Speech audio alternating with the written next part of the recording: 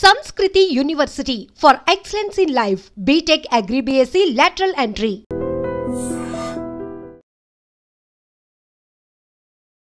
Hi hello నమస్తే welcome back to our channel. నేను మీ వైషు. కూతురు సంపాదిస్తే ఏ తల్లిదండ్రికైనా సంతోషంగా ఉంటుంది. కూతురు సంపాదిస్తుంది కాబట్టి కూర్చొని తినొచ్చు అనుకోకపోయినా నా కూతురు సంపాదిస్తుంది అని గర్వంగా ఫీల్ అయ్యే వాళ్ళు ఉంటారు. కూతురు సంపాదిస్తుంది, కూతురు సంపాదనతో నువ్వు తిని బతుకుతున్నావు అని ఎవరు అంటే తట్టుకోలేక ఆ ఈర్ష్యతో కూతుర్ని వెనక నుంచి బ్రేక్ఫాస్ట్ రెడీ చేస్తుంటే చంపేశాడు ఒక తండ్రి. ఎంత దుర్మార్గమైన సంఘటన ఇది.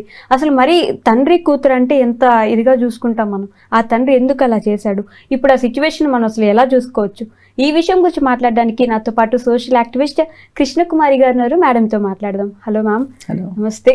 నమస్తే. బాగున్నారా మ్యామ్? బాగున్నాను. కూతుర్ని చంపేసుకోవడం అంటే ఎంత, అసలు అంత కష్టపడి పెంచి ఆమెను ఒక టెన్నిస్ ప్లేయర్ చేసి ఆవిడ సంపాదిస్తే కూర్చొని తినాల్సింది పోయి కూర్చొని తింటున్నామని అన్నారని చెప్పేసి చంపేశాడు ఆ తండ్రి. ఎలా చూడాలి మేము ఈ సిచ్యువేషన్ అసలు? అంటే మన దేశంలో ఆడ మగ అంతర్యం ఉంది సార్, జెండర్ గ్యాప్ అంట. ఈ జెండర్ గ్యాప్ ఎంత ఉందో దీన్ని బట్టి అర్థమవుతుంది. ఓకే. జెండర్ సెన్సిటివిటీ లేకపోవటం, జెండర్ బయాస్ ఉండటం, ఈ మూడు సూచిస్తున్నాయి. అయితే ఈ మూడు మన దేశం, ఈ మూడు విషయాల్లో మన దేశం ఏ స్థితిలో ఉంది అనేది చూసుకుంటే కింద నుంచి మనము 118వ స్థానంలో ఉన్నాం. ఓకే. దీనిని ఈ జెండర్ గ్యాప్ని పూరించడానికి, అంటే ఈక్వల్ అవ్వటానికి, జెండర్ ఈక్వాలిటీ సాధించడానికి మనకి ఇంకొక 150 సంవత్సరాలు పడుతుందంట. ఇంకా 150 సంవత్సరాలు. ఇది ఈ ఆర్టికల్ వచ్చినప్పుడు అందరూ మరీ విడ్డూరంగా మాట్లాడుతున్నారు. ఏంటిది అని మాట్లాడారు. ఓకే.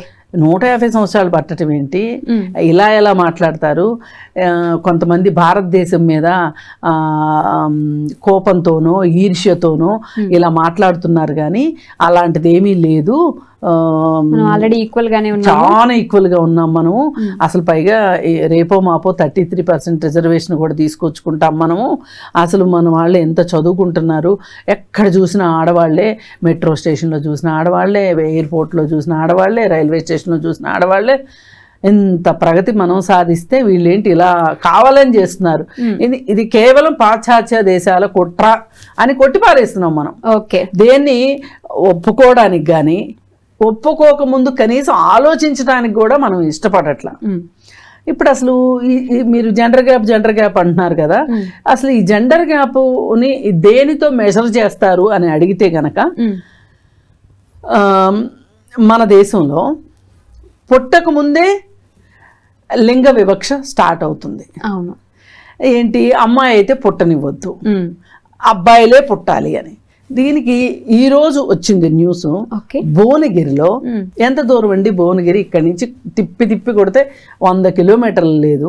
భువనగిరిలో గర్భస్థ శిశువు యొక్క ఆ పిండం ఆడ మగ తెలుసుకుని, ఆడ అయితే గనక అబార్షన్ చేస్తున్న స్కానింగ్ సెంటర్లో రిపోర్ట్ ఇచ్చే స్కానింగ్ సెంటర్ల మీద, అబార్షన్స్ చేస్తున్న హాస్పిటల్స్ మీద రైడ్ చేస్తే 2-3 స్కానింగ్ సెంటర్లు, 2-3 హాస్పిటల్స్ దొరికాయి. ఇంకా కూడా జరుగుతూనే ఉన్నాయి. దానికి మెడికల్ ఆఫీసర్ ఇప్పుడు వీడియోలో ఏం చెప్పారంటే, మేము సాయశక్తిలో కృషి చేస్తున్నాము, ఇట్లాంటివి చెయ్యొద్దని, ప్రైవేట్ స్కానింగ్ సెంటర్లు వాళ్ళు చేస్తున్నారు, ప్రైవేట్ హాస్పిటల్స్ చేస్తున్నారు అని చెప్పి వాళ్ళ మీద నెపం నెట్టేశారు. అంటే ఏంటి, మనకి దేశమంతా తిరగక్కర్లా, మన హైదరాబాద్కి 100 కిలోమీటర్ల డిస్టెన్స్లో లింగ వివక్ష ఇంకా జరుగుతుంది. మొదటి పాయింట్. ఓకే. పుట్టనివ్వకుండానే చంపేయడం. పుట్టిన తర్వాత ఆడపిల్లలకి మగపిల్లలకి ఒకే మాదిరిగా తిండి పెట్టకపోవటం, ఆడపిల్లల్ని మగపిల్లల్ని ఒకే మాదిరిగా చదివించకపోవటం. ఏంటి, ఆడపిల్లలైతే గవర్నమెంట్ స్కూలు, మగపిల్లలైతే ప్రైవేట్ స్కూల్కి పంపించడం. అది అయిపోయిన తర్వాత ఇంతవరకు నేను చదువుకోవాలనుకుంటున్నాను, నేను చదువుకుంటాను అంటే చదువుకోనివ్వకపోవటం. మీకు బాల్య వివాహాలు జరగటం, ఈ రోజుకి బాల్య వివాహాలు జరుగుతున్నాయి. సరే, పెళ్ళికి ముందు చదువంతా అయిపోయినా కానీ నేను ఉద్యోగం చేస్తాను, నేను ఏదైనా ఉపాధి పెట్టుకుంటాను అంటే పెట్టుకోనివ్వకపోవటం. మేమైతే పెళ్లి చేసేస్తాం. పెళ్లి చేసిన తర్వాత వాడు ఏం చెప్తాడో వాడి ఇష్టం, నీ మొగుడికి ఇష్టమైతే చేసుకో, మీకు ఏమైనా పర్వాలా, మా చేతిలో ఉన్నంత వరకు ఇట్లా చేయటానికి వీల్లేదు అనటం.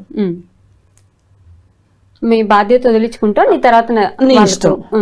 ఇప్పుడు ఢిల్లీలో జరిగిన ఘటన దీనికి రిలేటెడ్ కదా. ఇది అయిపోయిన తర్వాత నాకు ఇష్టమైన అతన్ని పెళ్లి చేసుకుంటాను అంటే చేసుకోనివ్వకపోవటం. మనం అది చూస్తున్నాంగా. పెళ్ళిళ్ళు చేసుకుంటే వాళ్ళని చంపేయడం, వాళ్ళన్నా చంపేయటం, వీళ్ళన్నా చంపేయటం.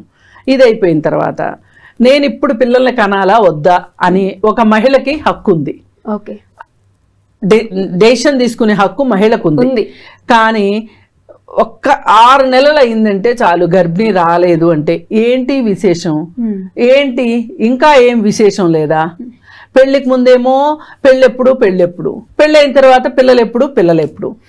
ఆమె నేను 1 సంవత్సరం తర్వాత పిల్లల్ని కంటాను అంటే ఒప్పుకోకపోవటం. ఇది అయిపోయిన తర్వాత మరి నేను ఇంత చదువుకున్నాను కదా పెళ్లికి ముందు, నేను ఉద్యోగం చేస్తాను అంటే ఉద్యోగం చెయ్యాలా వద్దో అత్తగారు, మామగారు, భర్త గారు వీళ్ళందరూ ఒప్పుకుంటే, పైగా ఇంటి బాధ్యతలన్నీ నేను నెరవేర్చే ఉద్యోగం చేస్తాను అంటే కూడా అప్పుడు వాళ్ళ దయాదాక్షిణ్యాల మీద పడి ఉద్యోగం చేయాలా వద్దా అనేది డెసిషన్ జరుగుతుంది చాలా కుటుంబాల్లో. ఇది మీకు తెలుసు.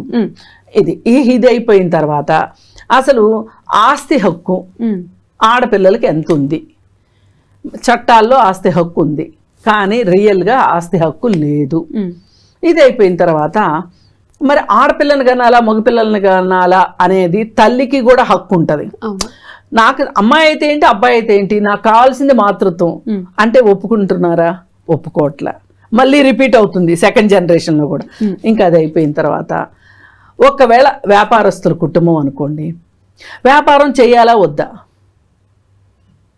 మాకు ఇష్టం లేదు నువ్వు వ్యాపారంలోకి రావటం, ఫ్యామిలీ బిజినెస్ అయినా సరే నువ్వు ఇంట్లో ఉండాల్సిందే, వంట చేయాల్సిందే అంటే అప్పుడు లేదు నేను వ్యాపారం చేస్తాను అంటే, ఇప్పుడు కొత్తగా భారతదేశంలో ఒక చట్టం తీసుకొచ్చారు. ఏంటి అంటే ఒక మేనేజింగ్ కమిటీ ఉంటే గనక, అంటే బోర్డ్ ఆఫ్ డైరెక్టర్స్లో విధిగా ఇంతమంది ఆడవాళ్ళు ఉండాలి. అది కూతుర్లైనా కావచ్చు, భార్యలైనా కావచ్చు, కోడళ్ళైనా కావచ్చు, ఉండాలి అనేది.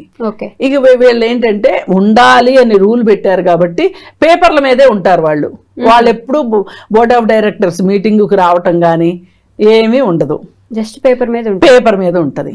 ఇంక ఇది అయిపోయిన తర్వాత ఒకవేళ తండ్రి రాజకీయాల్లో ఉన్నారు అనుకోండి, ఒకవేళ కూతురు నేను రాజకీయాల్లోకి వస్తాను అంటే నో, అబ్బాయిలకే హక్కు ఉంది, అమ్మాయిలకు ఆ హక్కు లేదు. అన్లెస్ అంటిల్ ఒకే అమ్మాయి ఉంటే తప్పితే. ఆ ఒకే అమ్మాయి ఉంటే కూడా అతని తమ్ముడికి కానీ అన్నకి కానీ కొడుకులుంటే మేముండగా ఆడపిల్ల రావడం ఏంటి అని చెప్పి అక్కడ రానివ్వకపోవటం. అంటే ఇట్లా ఒక 14 అంశాలతోటి సర్వే చేస్తే ప్రతి దేశంలోనూ ఆ దేశంలో ఉన్న పరిస్థితిని బట్టి ఈ జెండర్ గ్యాప్ ఎంత ఉంది అనేది చూపిస్తున్నారు. జెండర్ ఈక్వాలిటీ లేదు, ఇండెక్స్. ఇది ఇండెక్స్ వచ్చేస్తే ఇప్పుడు మన దేశము 118వ స్థానంలో ఉంది. అంటే ఉన్న దేశాలు మొత్తం 146 దేశాలు అయితే 146 దేశాల్లో కింద నుంచి మనం ఉన్నాం.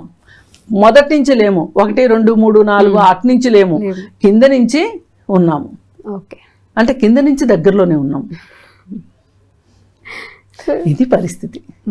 ఈ పరిస్థితిలో ఒక సగటు భారతీయుడు ఆలోచిస్తున్నప్పుడు ఇలాంటి హత్యలు కాక ఏం జరుగుతాయి? కాకపోతే మొత్తం అందరు తండ్రులు ఇలా చేస్తారంటే నేను ఒప్పుకోను, నేను నమ్మను. ఆడపిల్లల్ని ప్రోత్సహించే తండ్రులు ఉన్నారు. గేమ్స్ కోసం ఇప్పుడు పివి సింధు ఉంది. ఈరోజు పివి సింధు గురించి మాట్లాడుకుంటున్నాం. ఒకప్పుడు పిటి ఉష, అలాగే వలసమ్మ, అలా చాలా మంది ఉన్నారు. కరణం మల్లేశ్వరి, ఇట్లా చాలా మంది క్రీడాకారులు ఉన్నారు. అయితే ఈ క్రీడాకారులందరికీ కూడా ఇంట్లో అగ్రతాంబూలం ఉందా, రెడ్ కార్పెట్ ఉందా అంటే మనం చెప్పలేము. కానీ ఏది ఏమైనా వాళ్ళనైతే, ఇప్పుడు జ్వాల ఉన్నారు, గుత్తా జ్వాల ఉన్నారు, ఆవిడికి 100% రెడ్ కార్పెట్ ఉంటుంది ఇంట్లో. అందరికి అలా ఉంటుందని అనుకోలేము. ఎందుకంటే ఆ కుటుంబం అలాంటి కుటుంబం, ఆ కుటుంబంలో విలువలు వేరే ఉన్నాయి. అందుకని వాళ్ళు అలా గుత్తాజ్ వాళ్ళకి ఒక స్వేచ్ఛనిచ్చారు. ఆడుకుంటానంటే ఆడుకొనిచ్చారు, చదువుకుంటానంటే చదువుకొనిచ్చారు. నాకు ఈ అబ్బాయి నచ్చాడు, పెళ్లి చేసుకుంటాను అని కోస్టార్ చేసుకుంటానంటే చేసుకొనిచ్చారు. అతనితో విభేదాలు వచ్చినప్పుడు విడాకులు తీసుకుంటాను అంటే వాళ్ళు ఏమీ ఇబ్బంది పెట్టకోకుండా వాళ్ళు అలా ఆ అమ్మాయి నిర్ణయాన్ని గౌరవించారు. తర్వాత మళ్ళీ ఇప్పుడు తను ఇంకొక పెళ్లి చేసుకుంది, వచ్చిన పాపకి జన్మనిచ్చింది. ఇన్ని జరిగినా కానీ ఆ అమ్మాయికి ఆ ఇంట్లో చాలా పదిలమైన స్థానం ఉంది, గౌరవనీయమైన స్థానం ఉంది. ఓకే, అంటే నేనేమంటా, ఇట్లాంటి పరిస్థితులు ఉండాలి. ఢిల్లీలో గుర్గావ్లో జరిగిన ఘటన లాంటి ఘటనలు పునరావృతం కావద్దు. అక్కడ మనం సీరియస్గా ఆలోచిస్తే అతను పక్క వాళ్ళు అన్నదానికి బాధపడ్డా, లేకపోతే అతనే ఏమైనా ఫీల్ అవుతున్నాడా, లేదు అతనేమన్నా కొంచెం ఫీల్ అవుతూ ఉంటే పక్క వాళ్ళు అన్న మాటలు ఇంకొంచెం ప్రేరేపించినయ్యా, లేదు అంటే అతనికి ఒక మద్యం తీసుకునే అలవాటు ఉందా. ఇప్పుడు మద్యం తీసుకునే వాళ్ళు కూడా ఎప్పుడన్నా మానేరనుకోండి, పక్క వాళ్ళ ఇన్ఫ్లుయెన్స్ తోటి మళ్ళీ మందు తాగుతారు. వీడు పెళ్ళాం మాట వింటున్నాడు అంటారు. అంటే వీడు అబ్బే నేను అట్లేం కాదు, మరి అట్లయితే తాగు మరి అంటారు. అసలు సగం మంది తాగుబోతులు తాగుడు మానేసిన తర్వాత మళ్ళీ మొదలు పెట్టేది ఫ్రెండ్స్ మూలానే. అందుకే ఏం చెప్తారంటే స్నేహాన్ని చేంజ్ చేయమని చెప్తారు. మందు తాగడం మానేయాలి అనుకున్నప్పుడు స్నేహాలు చేంజ్ చేయమని చెప్తారు. నువ్వు అదే గ్రూప్కి వెళ్ళి కూర్చున్నావు అనుకో, అదే టైంకి బయటికి వెళ్ళావు అనుకో, నీకేం వస్తుంది? ఏం రాదు, మళ్ళీ తాగుతారు. అలాగే ఇతను ఆ మద్యం మత్తులో ఒకవేళ ఈ మద్యం తీసుకుంటూ ఉండగా ఏం జరుగుతుందంటే వాళ్ళకి హాల్యూసినేషన్స్ వస్తాయి. ఇప్పుడు వాళ్ళు ఎవరో అన్నారో అనలేదో వేరే విషయం అని ఉండవచ్చు, అవే వినిపిస్తూ ఉంటాయి. ఇలా ఆ రకంగా కూడా చూస్తే కూడా ఇలా జరగడానికి ఆస్కారం ఉంది. నిజంగా అసలు మొదటి నుంచి అతను ఆ ఉద్దేశమే ఉంటే గనక ఆ అమ్మాయిని అంత ఎడగనిచ్చుండేవాడు కాదు. అందుకు నేను ఇవన్నీ ఆలోచించాల్సి వస్తుంది. అసలు ఇక్కడ దాకా వచ్చింది పరిస్థితి అంటే ఒక రకంగా అతను అమ్మాయి అయితే ఏంటి అబ్బాయి అయితే ఏంటి అని అనుకునే ఉండుండొచ్చు. కానీ అతను ఈ తాగుడికి బానిస అవ్వడం వల్ల వాళ్ళకి ఒక సైకోసిస్ డెవలప్ అవుతుంది. ఆ సైకోసిస్లో వాళ్ళు ఏం చేస్తున్నారో వాళ్ళకి తెలియదు. ఒకటి, రెండోది పదే ఏదైనా ఒక నెగటివ్ది పడింది మైండ్లో అంటే ఇంకా అదే ఆలోచిస్తూ ఉంటారు. ఆలోచనలో ఆ అమ్మాయిని చంపేసి ఉండొచ్చు. కానీ ఏది ఏమైనప్పటికీ కూడా మన వాళ్ళు ఈ విధంగా ఆడపిల్ల సంపాదన ఈ రోజుకి చూడండి, ఇప్పుడు ఇద్దరు అమ్మాయిలే ఉంటారు, అమ్మాయి అబ్బాయి ఉంటారు అనుకోండి. కొడుకింటికి వెళ్ళి ఉండడానికి ప్రిఫర్ చేసినంతగా కూతురింటికి వెళ్ళి ఉండరు. కరెక్ట్. అది కూతురిల్లు కావచ్చు కానీ మన ఇల్లు కాదు. అదే కోడలు అనుకోండి, కోడలంటే లెక్క ఉండదు, మా కొడుకిల్లు అది, నా ఇల్లు అని ఆ పురుషాధిక్యత మన దగ్గర బాగా పనిచేస్తుంది. ఆ పేట్రియార్కల్ థాట్ ప్రాసెస్ చూసారా, దాన్ని బ్రేక్ చేయనంత వరకు ఇట్లాంటివి జరుగుతూనే ఉంటాయి.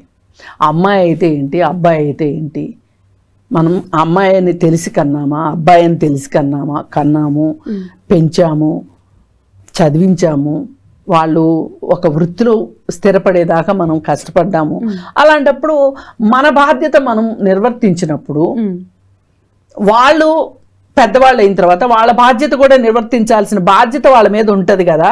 అలాంటప్పుడు నేను నా కూతురు సొమ్ము తింటే మటుకు తప్పేంటి, నా కూతురు మీద ఆధారపడితే తప్పేంటి అని ఇతను డిబేట్ చేయగలగాలి, మాట్లాడగలగాలి. కానీ సొసైటీ అలా లేదు కదా. సొసైటీకి చెప్పాలి. ఇప్పుడు సొసైటీ ఎప్పుడూ నీకు అనుకూలంగా ఉండదు. నీకు అనుకూలంగా లేకపోయిన సొసైటీలో కూడా నీ సొసైటీని నువ్వు చేసేది కరెక్ట్ అయినప్పుడు సొసైటీకి ఎదురన్నా ఈదాలి.